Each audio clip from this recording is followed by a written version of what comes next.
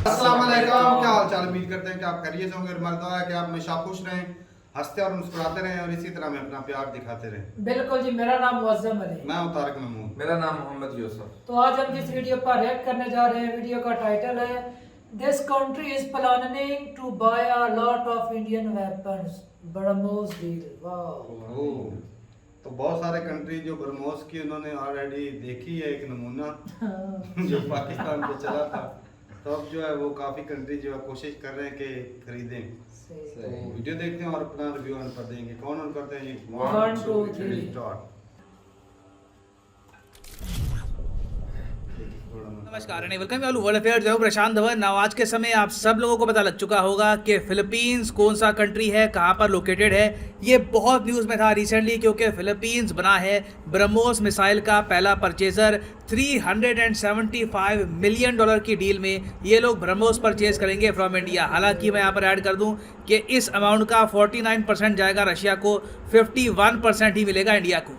मगर फिलीपींस ने रिसेंटली एक बहुत ही इंपॉर्टेंट स्टेटमेंट दिया। इन्होंने ये कहा है कि ब्रह्मोस सुपरसोनिक मिसाइल की जो परचेज हमने करी है फ्रॉम इंडिया, ये बस शुरुआत है। This is only the beginning of a partnership. तो यहाँ पर फिलीपींस संकेत ये दे रहा है कि इन द फ्यूचर ये लोग बहुत से और वेपन्स परचेज कर सकते हैं भारत से। नाउ इस वीडियो में हम बात करेंगे कि फिलीपींस को इन द फ्यूचर इंडिया कौन कौन से वेपन्स बेच सकता है, यहाँ पर पोटेंशियल क्या है, और सबसे बड़ी बात फिलीपींस एक ऐसा कंट्री जिसको यूएसए ने सिक्योरिटी गारंटी दे रखी है। यूएसए ने लिटरली लिखित रूप में एक ट्रीटी के अंडर बोल रखा है कि फिलीपींस पे अटैक मतलब कि यूएस पे अटैक। तो ऐसा कंट्री अब इंडिया से वेपन्स क्यों परचेज कर रहा है, डिस्कस करेंगे इस वीडियो में इन डेप्थ। काफ़ी कुछ यहाँ पे आपको जानने को मिलेगा। मगर आगे बढ़ने से पहले आपसे एक क्वेश्चन पूछूंगा। क्वेश्चन यहाँ पर यह है, अब सरकार ने फाइनली डिसाइड कर लिया है कि 5G स्पेक्ट्रम होगा, सरकार को पैसा मिलेगा।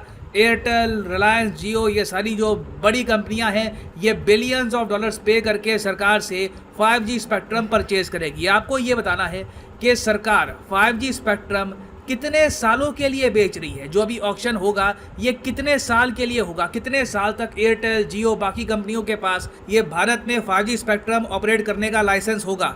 ये है यहाँ पे आपकी ऑप्शन, 5 साल, 200 साल, 20 साल या फिर 99 साल। रिसेंटली इस पर बहुत आर्टिकल पब्लिश हुए हैं। कमेंट सेक्शन में मैं चाहता हूं आप सब लोग आंसर करें। जो लोग सही आंसर करेंगे मैं पूरी कोशिश करूंगा उनकी कमेंट को हार्ट दे दूं ताकि बाकी लोग भी समझ पाएं कि सही आंसर क्या है। नाउ सबसे पहले तो आते हैं यहाँ पर मेन क्वेश्चन पे। ब्रह्मोस ठीक है फिलीपींस ने परचेज किया, मगर यूएस की सिक्योरिटी गारंटी होने के बावजूद फिलीपींस ये मिसाइल परचेज क्यों करेगा? रीज़न देखिए इसका बहुत ही सिंपल है। रिसेंटली जिस तरीके से यूएसए ने पुल आउट किया अफगानिस्तान से, और जैसे यूएस ने दूर दूर से सपोर्ट किया यूक्रेन को कि हम ज़्यादा सपोर्ट नहीं कर सकते, हम पे बंदिशें हैं, तो ये सब देखकर अब जापान, ना सिर्फ फिलीपींस, एक्चुअली आप देखोगे जो भी देश जिनको यूएसए ने सिक्योरिटी गारंटी दे रखी है वो कंट्रीज़ अपना डिफेंस बजट खुद ही बढ़ा रही है, क्योंकि उनको ये बात पता है कि जब एक्चुअल वॉर स्टार्ट होगी तो जो यूक्रेन के साथ यूएस ने किया है हो सकता है कि इनके साथ भी करे। कि हम देखिए चाइना के साथ हम वॉर स्टार्ट नहीं कर सकते जापान की खातिर, ये हमारे इंटरेस्ट पे नहीं होगा। तो इसलिए हम देख रहे हैं कि जापान ने भी जो अपना डिफेंस बजट है ये बढ़ाना स्टार्ट कर दिया है।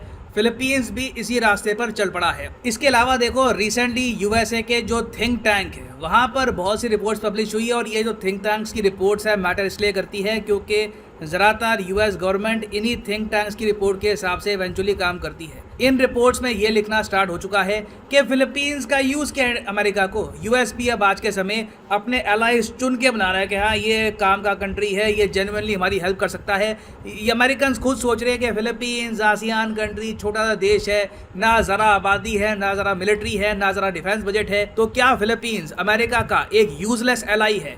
तो जब ऐसी बातें यूएस में डिस्कस होना शुरू हो जाती है, ऑब्वियसली फिलीपींस एक ऐसा देश जिसने बहुत ही लंबे समय से कोई जंग लड़ी नहीं है, कोई वॉर एक्सपीरियंस है नहीं इनके पास, अपने सेल्फ डिफेंस के लिए, चाइना से खुद को बचाने के लिए आत्मनिर्भर बनने की कोशिश करेगा।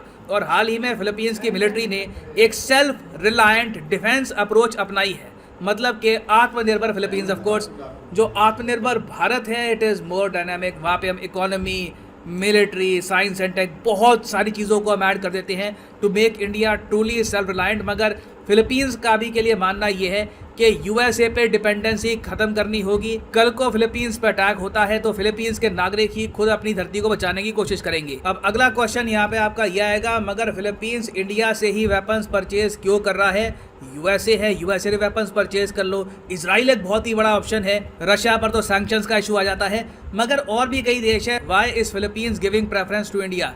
देखिए, इंडिया से फिलीपींस को state of the art weapons मिल सकते हैं ज़्यादा अफोर्डेबल रेट्स पर। हमारा अभी तक एक डिफेंस एक्सपोर्टर के मामले में बड़ा ब्रांड नहीं बना। आप कह सकते हैं इजराइल, आप अगर देखो अपना ब्रांड भी बेचता है इजराइल के वेपन्स। आप खुद आपके माइंड में आता है कि एक कोई मिसाइल है ये इजराइल में बना है, इमीडिएटली आपके माइंड में एक इमेज आएगी, वाह definitely state of the art होगा, कुछ खास होगा इस मिसाइल में। तो सिंस इंडिया के पास अभी वो एक ब्रांड वैल्यू है नहीं डिफेंस मार्केट में, तो इंडिया के वेपन्स रिलेटिवली सस्ते हैं कंपेयर टू अदर ऑप्शंस। और सिंस फिलीपींस का टोटल बजट ही आप अगर देखो तो $4.4 बिलियन का है। इसमें से आप इमेजिन कर सकते हैं ये सैलरीज पे करते हैं, पेंशन पे करते हैं, कई और खर्चे होते हैं मिलिट्री के। तो जो प्रोक्योरमेंट का अमाउंट बचता है इनके पास, मेरे हिसाब से $1 बिलियन से ऊपर का नहीं होता होगा। उसमें से आप इमेजिन कर सकते हैं कि $375 मिलियन तो इंडिया ने ले लिए ब्रह्मोस मिसाइल के। उस सब के अलावा एक बहुत ही बड़ा फैक्टर यहाँ पर यह भी आता है कि फिलीपींस को भी इश्यूज़ हैं चाइना से, इंडिया को भी इश्यूज़ है चाइना से। तो फिलीपींस और इंडिया नेचुरल पार्टनर्स भी यहाँ पर बन जाते हैं। फिलीपींस डिपेंड कर सकता है इंडिया पे कि कल को अगर वॉर होती है, कॉन्फ्लिक्ट होती है, तो इंडिया की तरफ से स्पेयर पार्ट्स या फिर वेपनरी की कमी नहीं आएगी, इंडिया अपने ऑर्डर्स कंप्लीट करेगा। अब अगला क्वेश्चन यहाँ पर यह आता है, मगर फिलीपींस इंडिया से क्या क्या परचेज कर सकता है? देखिए, फिलीपींस की अभी के लिए सबसे बड़ी नीड पता क्या है? सबमरीन। आप अगर फिलीपींस की लोकेशन देखो, समुद्र से घिरा हुआ है, चाइना की नेवी इनके लिए बहुत बड़ा थ्रेट है। ऑब्वियसली ये कुछ सबमरीन्स चाहेंगे और इंडिया ने रिसेंटली बहुत सारी डीजल इलेक्ट्रिक सबमरीन्स बनाई हैं। India is very much capable of building submarines itself. तो बिल्कुल कोई बड़ी बात नहीं है, Philippines in the future India से सबमरीन्स परचेज कर सकता है, इंडिया की कंपनियों को सबमरीन के ऑर्डर दे सकता है। It can very much happen. ये ऑर्डर ऐसे नहीं होंगे कि $2-3 बिलियन के इकट्ठे आ गए, क्योंकि इनका जो डिफेंस बजट है खुद $4 बिलियन का है। ये ऑर्डर्स कोई बड़ी बात नहीं है, 1.5-2 साल बाद भी है, बट डेफिनेटली फिलीपींस इंडिया से डिफेंस इक्विपमेंट परचेज करेगा, चाहे वो सबमरीन हो। उसके अलावा एक पॉसिबिलिटी ये भी है, आकाश मिसाइल डिफेंस सिस्टम। इसकी रेंज मैं आपको बता दूं कि करीब 25 से लेकर 30 किलोमीटर के आसपास है और ये बहुत ही ज़्यादा अफोर्डेबल मिसाइल डिफेंस सिस्टम है। 2 करोड़ रुपए कॉस्ट आती है इसकी पर यूनिट। इंडियन आर्मी इसको बहुत ही लंबे समय से यूज़ कर रही है, तो फिलीपींस भी यहाँ पर मान के चल सकता है कि इट इज़ डिपेंडेबल। और आकाश मिसाइल डिफेंस सिस्टम फिलीपींस के अलावा वियतनाम भी सोच रहा है परचेज करने की।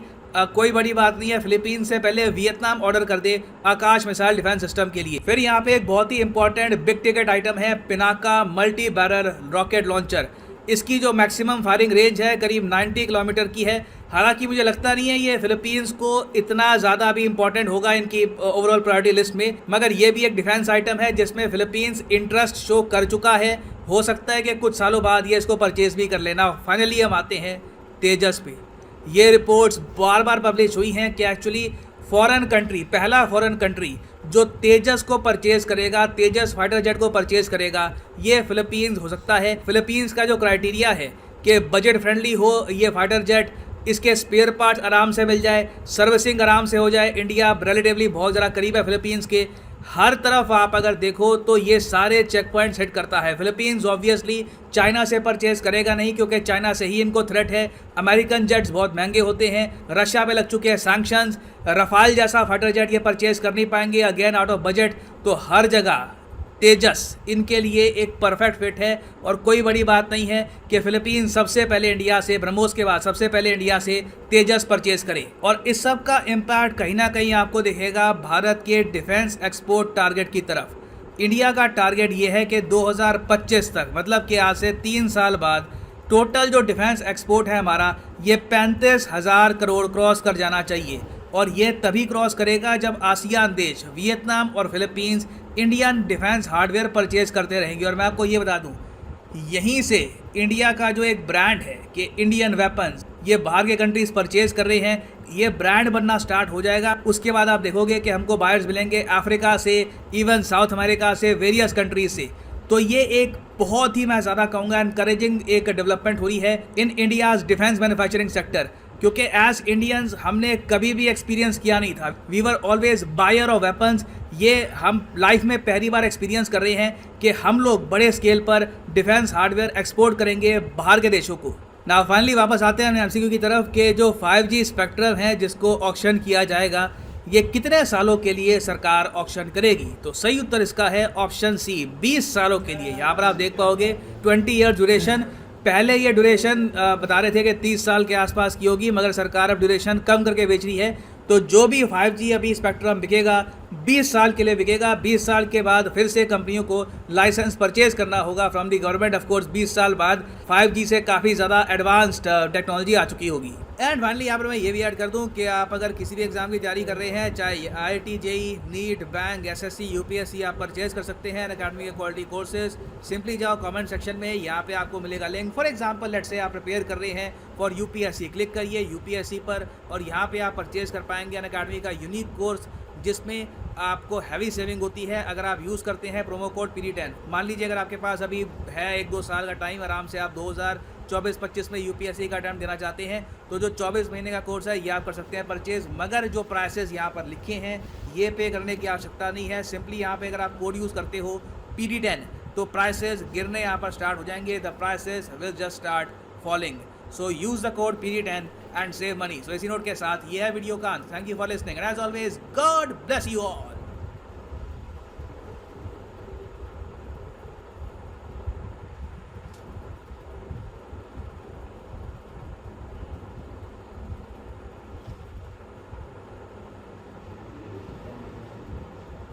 चलें जी, वीडियो ख़त्म हो गई और काफ़ी इंटरेस्टिंग वीडियो थी। और फ़िलिपीन अगर इस तरह सोच रहा है तो मैं कहता हूँ देर है दुरुस्त है। अमेरिका जो पहले दोस्ती निभा चुका है बहुत सारे कंट्री के साथ, वो बस ना वो पुचकारी देता है, पीछे थपकी देता है कि मैं तुम्हारे साथ हूँ बेटा, चुप जा तू लड़, और ऊपर से कुछ करता नहीं। वो 4 पैसे दे दिए तो वो उससे कुछ नहीं होता। अमेरिका जिसका चाहता है ना बेड़ा ढूंढना हो, वो उस पर ना हाथ रख देता है, चारा ऊपर से टैग जाए कोई और जिस तरह यूक्रेन के साथ हालत की है ना, मेरा भाई अमेरिका का साथ दोस्त सारे कंट्री अब यूक्रेन वाले मामले से सबक सीखना चाहिए। लोमड़ी है भाई, लोमड़ी। वो चलो पैसे दिए, अब देखो यूक्रेन और रशिया के वार में यूक्रेन को अमेरिका ने $1 बिलियन दिया, हमारे अमेरिका और यूरोपियन कंट्री ने। और अब दूसरे कंट्री अगर देखें एक सुपर पावर दुनिया का है, तो इसका मतलब ये है कि वर्ल्ड बैंक जो उधर है अमेरिका में, तो चाहिए कि जिस तरह दूसरे यूरोपियन कंट्री की हेल्प करता है, अगर इस तरह कोई दूसरा कंट्री गुर्बत में है तो उसकी भी हेल्प करे। तो दूसरे कंट्री की इतनी नहीं करता जितनी वो यूरोपियन कंट्री की या अपने जो दोस्त कंट्री। मतलब के कुल मिला के जो कहने का मतलब है जो एशिया कंट्री उनको सही तरीके से बाकी जो बड़े आजम उनको कच्चे। इन्हें तो भाई आपस में लड़ाता रहता है कि ये इस चक्कर व्यू से निकले ही ना, मेरे हथियार खरीदे और आपस में लड़ते रहे। और जो अगर एशिया वाला कंट्री आपस में मिल जाए ना, जब पानी के साथ है इधर सुपर पावर कौन से मतलब के पास एटमी ताकत है। हाँ, अगर ये मिल जाए तो ये पूरी दुनिया पर गलबा पा सकते हैं। लेकिन ऐसा अच्छा नहीं मिलेगा अमेरिका पाकिस्तान तो चलो खुद गरीब मुल्क हो गया है, लेकिन इकट्ठा करना भी लेकिन न्यूक्लियर वेपन है भाई। और बाकी भाई जो फिलिपीन का इलाका है ना, वो सारा नो डाउट के समंदर से घिरा हुआ है, उसको सबमरीन तो चाहिए ही चाहिए। और देखा जाए तो चाइना से डर है, और चाइना के पास दुनिया की सबसे ज्यादा सबमरीन चाइना के पास ही है। तो सबमरीन के हिसाब से चाइना बहुत पावरफुल है, चाहे उसकी पुरानी भी है लेकिन उसने शो के लिए रखी हुई है।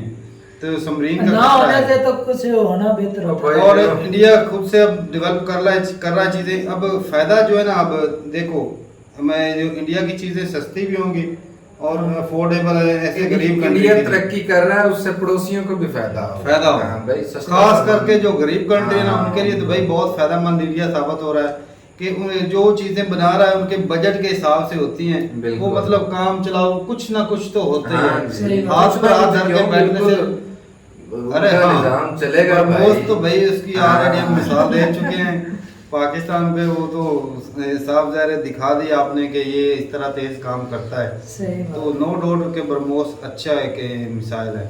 और अब इसका जो प्रॉफिट है ज़्यादातर तो वो जाए इंडिया ही कमाएगा भाई, और बाकी 49 इंडिया का हक ही बनता है क्योंकि वो रूस से तो डायरेक्ट परचेज नहीं कर सकते। हाँ। इंडिया से लेंगे, इंडिया को उससे कुछ ना कुछ तो बेनिफिट मिलना चाहिए दूसरे रूस से। अच्छा, उसकी फिलिपीन इतनी इकोनॉमी उसकी अच्छी नहीं, उसका बजट भी थोड़ा ही है डिफेंस के लिए, तो आस्ता आस्ता बढ़ाएंगे।